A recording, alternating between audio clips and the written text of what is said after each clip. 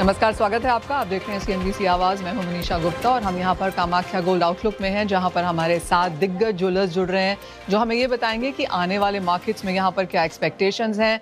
अक्षय तृतीया हो चुका है, लेकिन आगे जाकर अब फेस्टिवल्स, वेडिंग सीजन और साथ ही साथ धनतेरस, दिवाली की भी तैयारी करनी है। तो जिस तरह के ग्लोबल ट्रेंड्स हैं, चिंताएं हैं, आगे जाकर किस तरह का सिनेरियो रह सकता है, इसी पर चर्चा यहाँ पर फिलहाल करेंगे। हमारे साथ जुड़ रहे हैं सेंको गोल्ड के शुभांकर सेन, राजन रस्तोगी हैं जुगल किशोर ज्वेलर्स से, और हमारे साथ हैं कुणाल सिंघानिया, आभूषण इंडिया प्राइवेट लिमिटेड से। आप सभी का कार्यक्रम में बहुत बहुत शुक्रिया।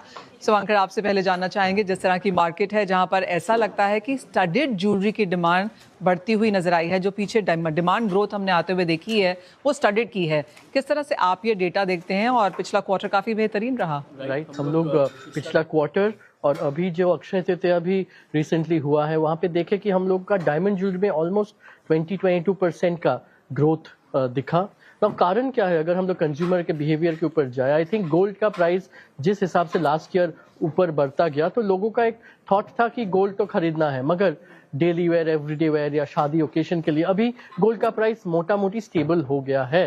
तो अभी एक इन टर्म्स ऑफ सब्सटीट्यूशन कि चलो गोल्ड का प्राइस ऊपर है तो डायमंड ज्वेलरी 14 कैरेट में, 9 कैरेट में वो बहुत अच्छे तरीके से कंज्यूमर्स लेना चालू कर दिया। और जो यंग जनरेशन है उनका तो टेस्ट लाइट वेट डायमंड में हर बार था ही। बीच में थोड़ा गोल्ड के ऊपर उनका फैसिनेशन हुआ था, बट अभी फिर डेली वेयर, एवरीडे वेयर के लिए sleek small studded diamond jewellery के ऊपर बहुत अच्छा खासा डिमांड आ रहा है। So we are positive. I think that future में अगर ज्वेलरी का ग्रोथ आए तो diamond will play a very very important role. Alright, अगर कंपैरिजन लें क्वार्टर ऑन क्वार्टर बेसिस पे, तो भी आप कहेंगे डायमंड के प्राइसेस और डायमंड की डिमांड दोनों में एक सुधार है? यस, प्राइसेस देखिए डायमंड का somehow अनफॉर्चुनेटली ग्लोबल डिमांड या ग्लोबल ट्रेंड्स के कारण थोड़ा अंडर प्रेशर में था, पर सॉलिटेयर्स हो या स्मॉल डायमंड्स, कंज्यूमर्स को हम लोग आश्वास दे रहे हैं कि ये प्राइसेस जो है ये बहुत अच्छा प्राइसेस है। लॉन्ग टर्म में अगर देखा जाए, जिस हिसाब से गोल्ड का प्राइस बढ़ गया, जिस हिसाब से जेमस्टोन्स का प्राइस भी अच्छा खासा बढ़ गया है,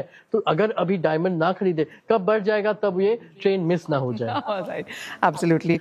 राजन जी, आप कैसे देखते हैं ओवरऑल मार्केट? और जैसे शुभांकर हमें कह रहे हैं कि डिमांड अच्छी खासी है, अक्षय तृतीया बेहतरीन गया, अब यहाँ से आगे क्या प्लान्स हैं? ये पूरा साल अब कैसा दिखता है?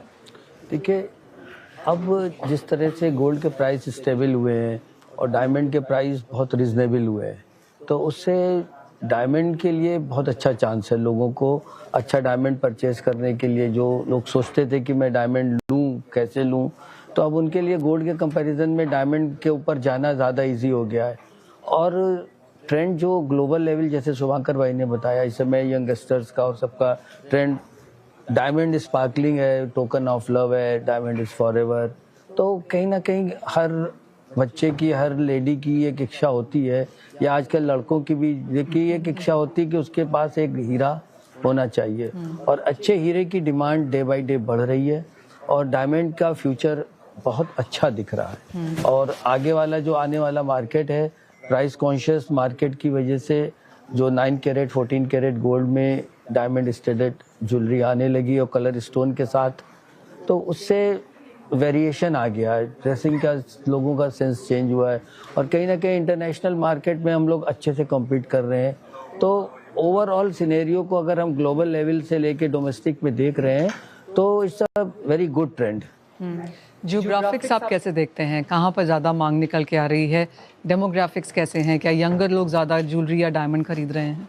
यस, इस समय यंगर जनरेशन जो है वो ज्वेलरी के ऊपर, फैंसी ज्वेलरी पे, light weight jewellery, daily wear jewellery पे जा रही है। और एज वेल एज जो हम देख रहे हैं कि जो शादियों में लड़कियों की चॉइस है, वो ट्रेडिशनल डिज़ाइंस के ऊपर भी उतना ही फैसिनेशन है जितना मॉडर्न और वेस्टर्न के ऊपर है। तो कुल मिलाकर के बच्चों का और यंग लेडीज़ का ज्वेलरी के ऊपर वापस फिर से बहुत रुझान आया है, वो सामने से दिख रहा है। जो उन लोगों का टिकट साइज है, जो उन लोगों का है, वो कोशिश करते हैं कि अगर हमको अच्छा डायमंड और with good resale value, with all assurance मिल रही है, तो they prefer that thing. Kamal ji, आपकी क्या सेंस है? आपको क्या लगता है, आपके लिए अक्षय तृतीया कैसा रहा और अब बाकी के साल में अब क्या तैयारी है?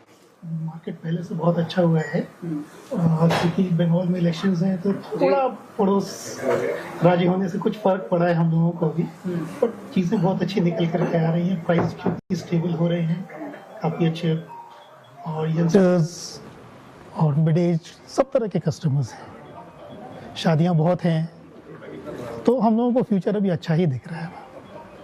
कमल जी, एक चीज़ आपसे जानना चाहेंगे, जिस तरह से हमने प्राइस वॉल्टिलिटी आते हुए देखी है, जनवरी में ऑल टाइम हाईज थे प्राइसेस, उसके बाद अच्छी खासी मुनाफा वसूली आई, हमने 4100 तक भाव जाते हुए देखे। भारतीय बाजारों में 1,90,000 का सोना ऑलमोस्ट 1,40,000 उसके भी नीचे गिरता हुआ नजर आया। अब जहां पर हम खड़े हैं, क्या सेंस है एज ए ज्वेलर, आप किस तरह से सोने के भाव यहाँ से कैलकुलेट कर रहे हैं? देखिए, सोने के भाव तो स्टेबल तो रहने वाले हैं नहीं जी। जब तक ट्रम्प साहब हैं तब तक तो कुछ ना कुछ उथल पुथल रहेगी ही। और खास करके हम लोग ने अपने रिटेल में देखा है, चांदी में कस्टमर्स हमारे बहुत ठगे महसूस किए हैं, जो 4 लाख तक में जा करके फिर अभी जो 2.5 हो गया है, तो वो लोग होल्ड कर रहे हैं, लोग लेकर वापस बेचने नहीं आ रहे हैं बाजार में। उतना डिफरेंस में कोई बेचने नहीं आता है, सब होल्ड कर रहे हैं। और सोना तो बहुत अच्छा अभी डिमांड आ रहा है। आपको लगता है यहाँ से तेजी और रहेगी सोने और चांदी दोनों में ही? देखिए, एक रेंज बाउंड तो रहेगा ही मैम, धीरे धीरे तेजी तो थोड़ी आनी ही है। राजन जी, आप कैसे देखते हैं, क्योंकि एक ट्रेंड बहुत क्लियर नज़र आया हमें 2025 में भी जब भाव बढ़ रहे थे और अब 2026 में भी, कि लोगों ने लिया और भाव गिरे, नुकसान में भी हैं लोग और काफ़ी सारे लोग मुनाफे में भी हैं, क्योंकि लोगों ने 90,000 1 लाख में भी यहाँ पर सोना चांदी दोनों खरीदा, लेकिन मुनाफा वसूली इतनी नहीं आई है और सोना चांदी कोई कैश के लिए तो बेचने ज़्यादातर आ ही नहीं रहा। नहीं, सोना चांदी देखिए, लोग अपने फ्यूचर के लिए सेविंग करके चल रहे हैं कि जिनके बच्चे बड़े हो रहे हैं, जिनको आगे ज़रूरत है, और ये दिमाग में बैठ गया कि सोना बहुत बढ़ेगा। पिछले ट्रेंड से ये लोगों के दिमाग में बैठ गया कि सोना बहुत बढ़ेगा, तो वो अपने और भी दूसरे चीज़ों के से पैसा बचा के सोने में इन्वेस्ट कर रहे हैं। किसी को ज्वेलरी की नहीं ज़रूरत है तो वो बुलियन में और कॉइन्स में इन्वेस्ट कर रहा है। लेकिन ये ज़रूर है कि देखिए, ये शॉर्ट टर्म उथल पुथल रहेगा, कभी कम होगा कभी ज़्यादा होगा, लेकिन अगर रेंज बाउंड लॉन्ग टर्म में देखेंगे तो जो एक साल में 10-15% की ग्रोथ है वो एक्सपेक्टेड है हर समय।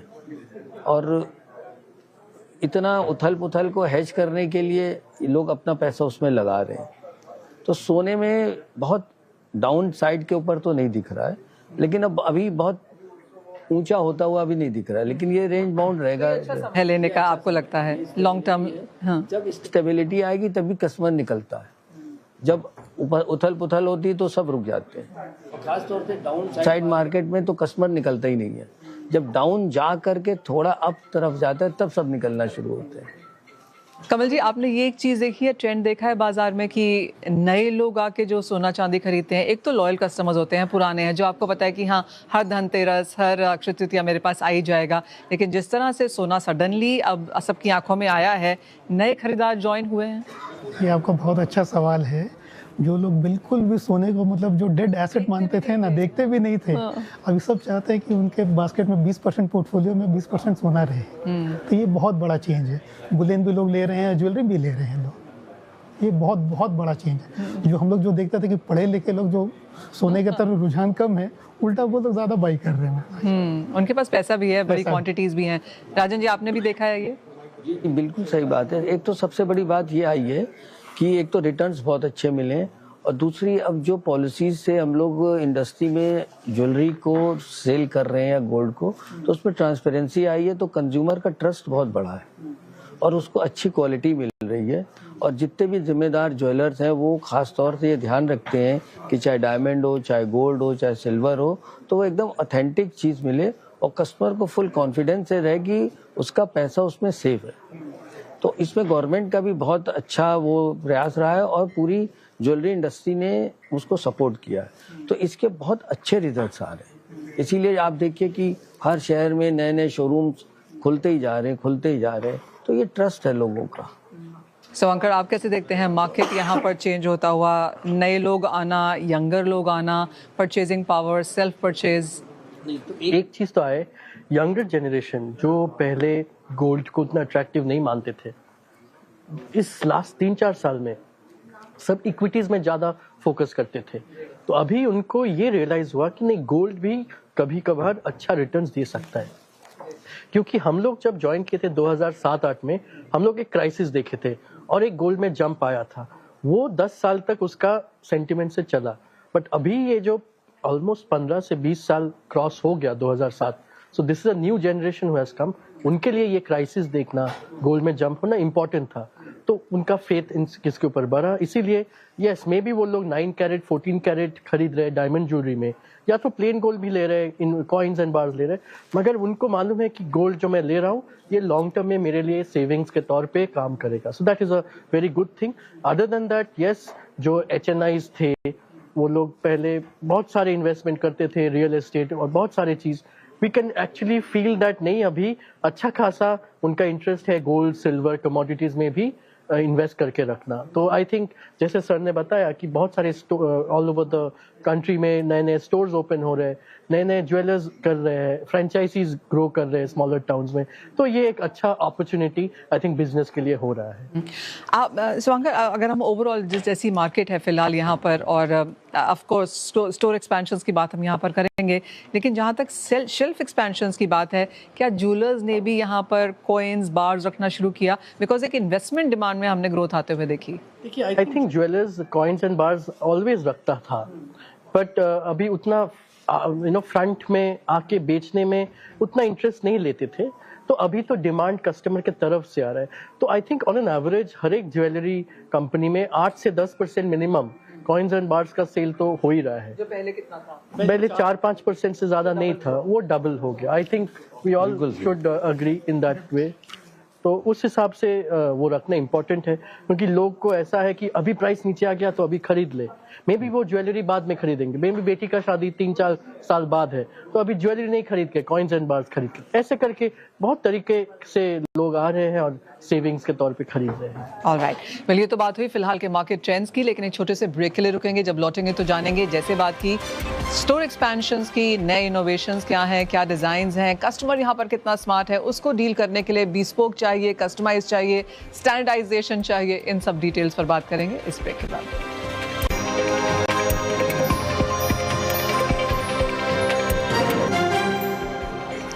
स्वागत है आपका। हमारे साथ हमारे गेस्ट यहाँ पर हैं, जहाँ पर हम बात कर रहे हैं आगे जाकर ट्रेंड्स की, स्टोर एक्सपेंशंस की, और किस तरह का बाजार ज्वेलरी का यहाँ पर आगे जाकर नजर आ सकता है।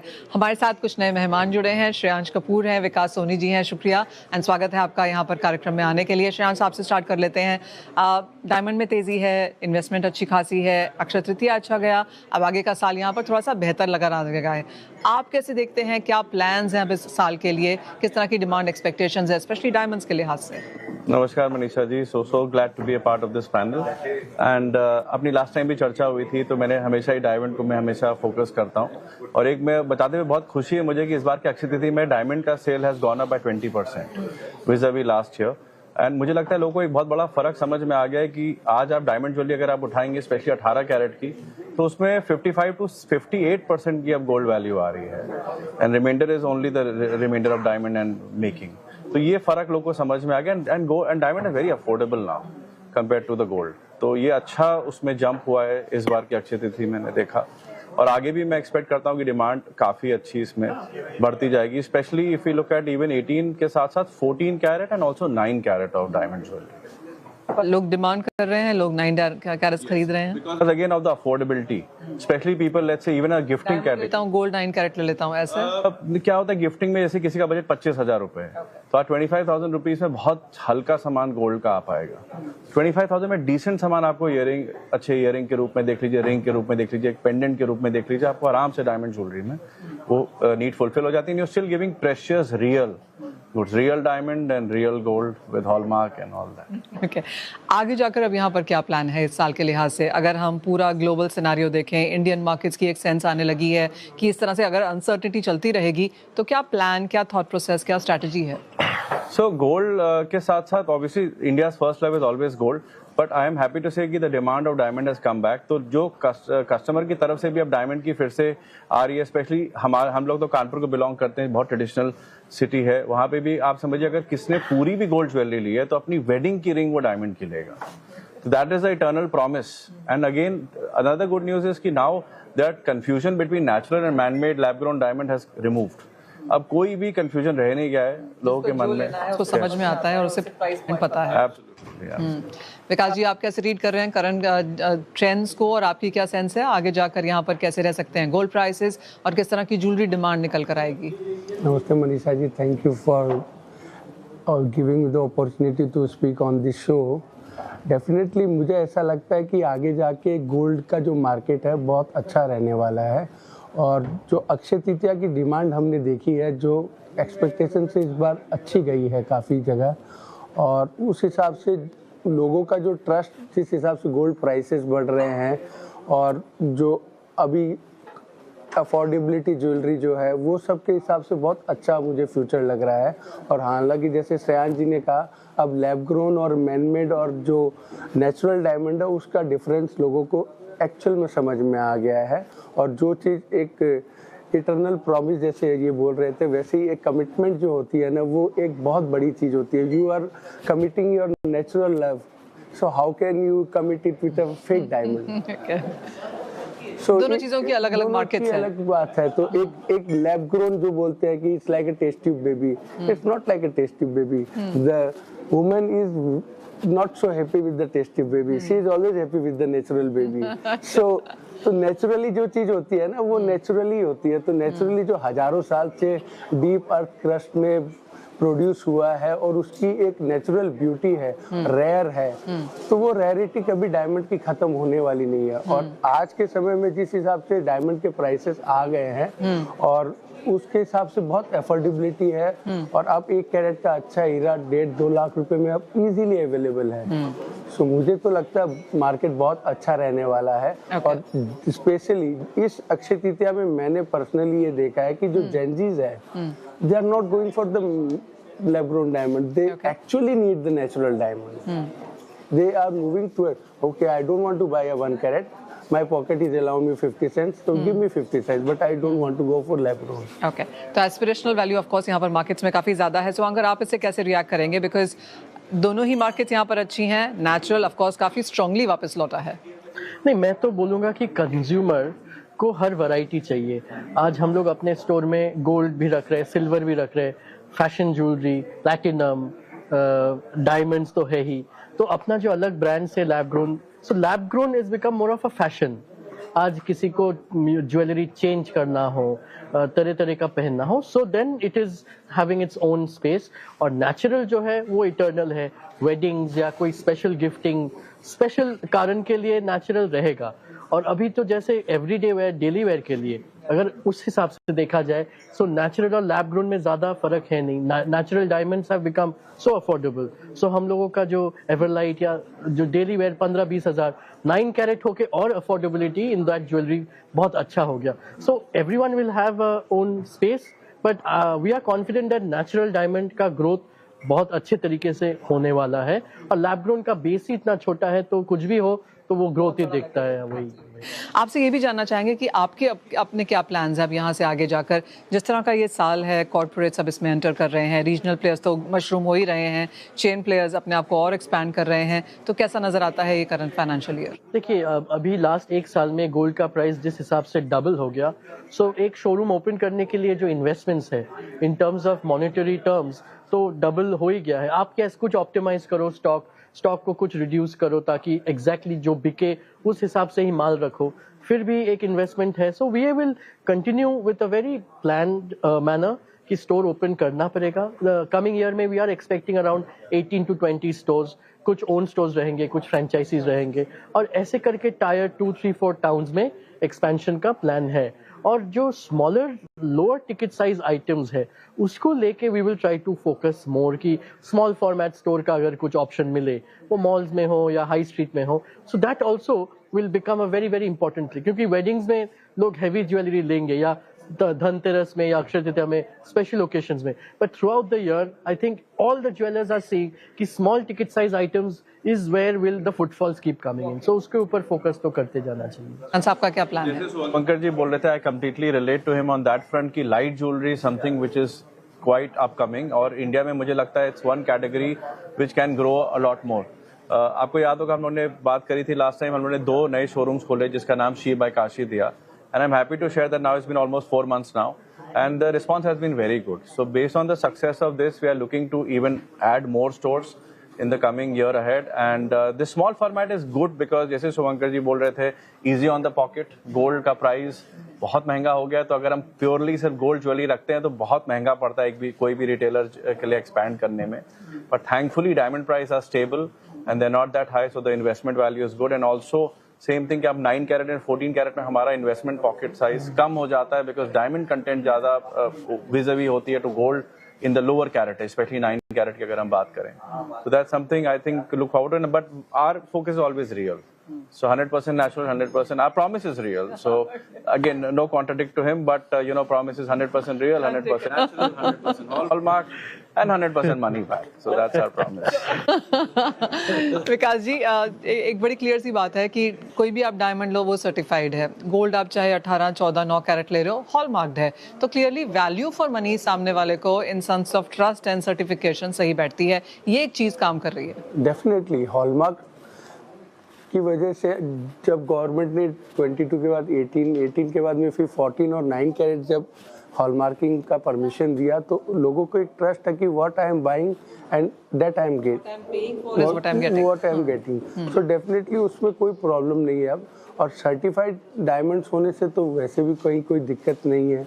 हालांकि डायमंड में एक रहता है कि भाई आज की डेट में कि जो लैब ग्रोन की तरफ जो रुझान था वो हमें भी एक्चुअली 3 साल पहले थोड़ा डर लग रहा था, बट आज की डेट में मैं कॉन्फिडेंट हूँ. अब वो डर नहीं है. अब वो नहीं है कि नहीं आपके कस्टमर्स लैब ग्रोन लेने नहीं चले गए. आपके कस्टमर्स हमारे कस्टमर 100% नेचुरल ही ले रहे हो. और दूसरी चीज है ना, अभी जो काफ़ी हमने प्रोडक्ट में इनोवेशन देख रहे हैं इंडस्ट्री में, लाइक इलेक्ट्रोफॉर्मिंग के बहुत अच्छे लाइट वेट के बहुत ब्यूटीफुल प्रोडक्ट्स आ रहे हैं. पेपर कास्टिंग, जो प्रोडक्ट हम पहले एक जेंट्स रिंग 6 ग्राम 7 ग्राम 5 ग्राम में बन रही थी, वो अब 3 ग्राम 2 ग्राम 1.5 ग्राम में पेपर कास्ट. तो टेक्नोलॉजी का इंडस्ट्री में बहुत बड़ा रोल आ गया है. और सेम लुक में वो half of the weight they can buy. So इसकी वजह से काफ़ी मतलब अभी कस्टमर हैप्पी भी हैं. तो जो गिफ्टिंग सेगमेंट है और जो अफोर्डेबिलिटी वाली ज्वेलरी है, हालांकि जरूरी नहीं है कि आपको कैरेट ही लो लेना है. आप लाइट वेट में भी अच्छी स्ट्रेंथ के साथ काफ़ी अच्छे अलॉयस आ गए हैं, जिसकी वजह से प्रोडक्ट में स्ट्रेंथ रहती है. तो उसकी भी काफ़ी डेवलपमेंट हो रही है ज्वेलरी में. मेरे पास लास्ट 30 सेकेंड्स हैं. जानना चाहूंगी आपको क्या लगता है गोल्ड प्राइसेस कहाँ जा रहे हैं? मुझे एक अच्छा करेक्शन दिख रहा है. Okay. और उसके बाद फिर नया हाई दिख रहा है. 1,20,000, 1,10,000, 1,25 से नीचे मुझे गोल्ड नहीं दिख रहा है. Okay. और उसके बाद मुझे एक नया हाई भी दिख रहा है. कुछ सेंस? मैं अगर थोड़ा लंबा प्रेडिक्शन करूं दिवाली तक, तो I am very positive in this. I think 175 अगली दिवाली तक. Diwali, yes. It's a while, it's अभी दूर है Diwali, but yeah. So you want to stick your neck out on this? No, I think that 7-8% to 10% downside and 20% upside from the current levels. So up down होता रहेगा. Maybe उनका भी prediction सही हो. 1,30,000-1,35,000 हजार तक तो कभी भी जा सकता है. और अपसाइड में 1,80,000-85,000 तक भी ये साल में देखे तो आई वोंट बी सरप्राइज. कुछ करेक्शन आ सकती है, लेकिन आगे जाकर लंबी तेजी ही है. चलिए नीचे से. ऑलराइट विकास जी, श्रेयांश सुगांकर, बहुत शुक्रिया साथ जुड़ने के लिए. वेल, इसी के साथ फिलहाल हमारे पास इतना ही समय है, लेकिन आप बने रहिए CNBC आवाज़ पर.